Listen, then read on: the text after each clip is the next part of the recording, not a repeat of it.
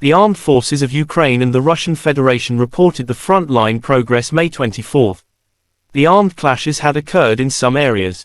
In Kupyansk direction, aviation and artillery of the Russian Zapad Group of forces inflicted fire damage on the units of the Armed Forces of Ukraine, AFU, close to Dvurechnaya, Pershotravnevoye, Timkovka, Kharkov region, and Stelmakhovka, Lugansk People's Republic. In addition, actions of two sabotage and reconnaissance groups of the Armed Forces of Ukraine have been thwarted near Sinkovka and Kislovka, Kharkov region. Over 40 Ukrainian troops, 2 armoured fighting vehicles, and D-20 and D-30 howitzers have been neutralised in this direction during the day, said Igor Konashenkov, the Russian Federation Defense Ministry spokesperson.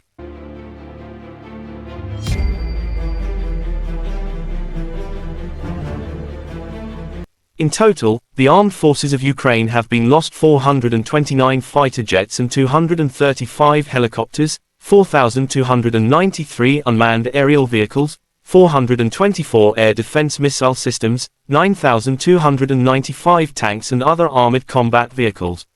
Also 1,100 combat vehicles equipped with MRLS, 4,893 field artillery cannons and mortars, as well as 10,433 units of special military equipment have been destroyed during the special military operation, said Igor Konashenkov, the Russian Federation Defense Ministry spokesperson, May 24. The other side from Kyiv, the armed forces of Ukraine in an official statement May 24 said Russia lost 480 personnel in a single day, including 3 tanks, 3 armored fighting vehicles, as well as 23 artillery systems and 1 helicopter. In total, Moscow lost 204,760 personnel since Russia launched full-scale aggression into Ukraine territories. President of Ukraine Volodymyr Zelensky paid a visit to Vuhledar, Marinka defense line in the Donetsk region. I would like to wish our warriors to take care of their lives, for the life of Ukraine depends on their lives, Zelensky said.